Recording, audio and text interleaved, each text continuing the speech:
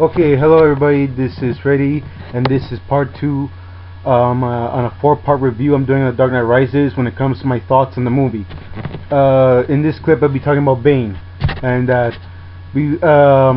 thing is, I know some differences between Bane in this movie, Dark Knight Rises, and Bane from the Batman comic books. I just want to talk a little bit about the origins of Bane, because what happened is that there have been times I will go on the internet, go to a website such as Wikipedia, and read about the origins of Bane and anything related to him, all these things, and that it was because of that I've noticed differences, of course, but at the same time I'm aware that when it comes to a superhero movie, that there'll be, and all these things, that there'll be changes between what the character is based on and how a character will be in a movie, adaptations, all these things. Of course there'll be differences, and of course how is it how the people want to go about the characters and the movie itself, and all these things, and that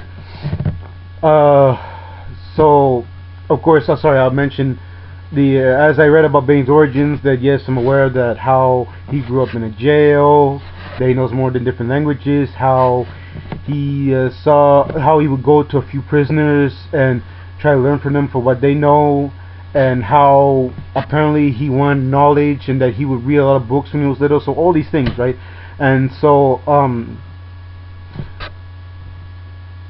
at first, yeah, I thought there would be big differences, but then as more I think about it, I realized that the only differences I would see would be the fact that when it comes to Bane in The Dark Knight Rises, that he's someone that he's concerned about having destroyed Gotham, and how he gives off a vibe of being revolutionary, especially with what he says, "Oh, Gotham, this is your liberation," and the fact that he really believes in Ra's al Ghul's vision, that he saw Gotham as something, as a bad thing too, as well, and they show determination in wanting to destroy Gotham. Now, there's that.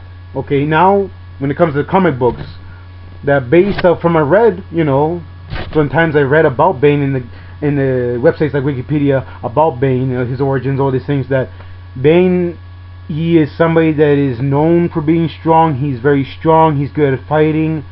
He is intelligent, and that how he is focused on going after Batman as well as his own personal agendas. Because I like to mention that I also, as I read more about Bane, that it turns out that after fighting Batman, that he ended up in a different jail, and that he had his own personal agenda of things he wanted to do, like find out who his father is and go and see his father, to confront his father, and all these other things, and that's it. But other than that, I like how they have the things that we know of from Bane from the comic books and put that into Bane in the movie, and to have that be seen in the movie, and to have the essence of Bane. And so it's very good, and that's very important, because so that people can see that he is smart, he is good at planning, he is a martial artist, he is good at fighting, and that he goes about his own plans and motivations of what is it he's trying to do in a deceptive, secretive manner. Because that's another thing about Bane. Bane is very deceptive.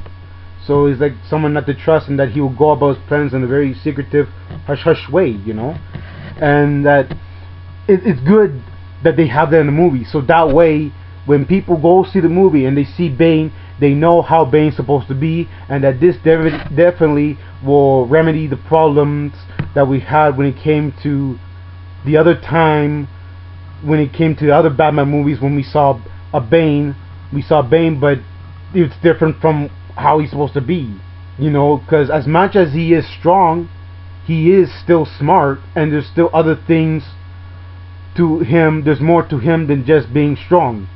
So yeah, and so other things I want to mention, like for Bane in the movie, I like how he's calm, you know, that he seems relaxed, you know, and that how he talks, how he expresses himself, you know, when it comes to his scenes in the movie, when he's giving speeches to the people of Gotham, you know, and that his scenes in the movie were good, you know, and I like that, you know, and of course I'm aware that he's a bad guy, you know, that he's terrorizing Gotham. Of course, I'm not saying I agree with that, but at the same time, when it comes to how he talks, how he expresses himself, was something I kind of liked. And also, I want to mention how I was okay with how they made changes from having Bane with the device that sends a venom into his body to having a mask, which gives him medicine, but a medicine in the form of gas, so he breathes it in. Because again, according to what we know from the movie, that Bane has some type of a medical problem, health problem, in which he will be in constant pain, so he needs something to help him suppress that pain. Something similar to like a medicine that is meant for pain, or is like a painkiller, you know, similar to the idea. And so at least that serves the same purpose as the venom, that not only it will make him strong, but then it will also make him weak, in other words, that is both his strength and his weakness, because once you get rid of that, then it's easier to defeat him, as we all know that from the comic books, you know, and that's how that's how Batman defeats Bane anyway. So yeah, and we all know that. So yeah, and so that's about it. Like Bane, how he is in the movie is good. That it shows how he's supposed to be, and that Tom Hardy did a good job playing Bane. So yeah, he did good. And now I'm going to end this video by doing my own impression of Bane. And just a heads up, I know it may not be as close as we may see or hear from when it comes to Bane in the movie, but at least you will know that I'll be trying my best and making an effort to do a good impression of Bane. So yeah, so here we go. Or perhaps he's wondering why someone will shoot a man before throwing him out of a plane. It doesn't matter who we are. What matters is our plan. Yes, the fire rises.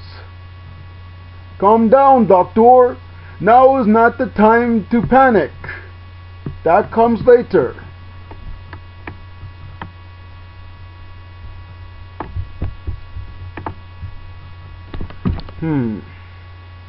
Time to go mobile. I'm Gotham's reckoning. Mr. Wayne. Peace has cost you your strength. Victory has defeated you. You fight like a young man. You fight like a young man. Nothing held back. Admiral, but mistaken. I am the League of Shadows, and I'm here to fulfill Ra's al Ghul's destiny. Citizens, this is your liberation.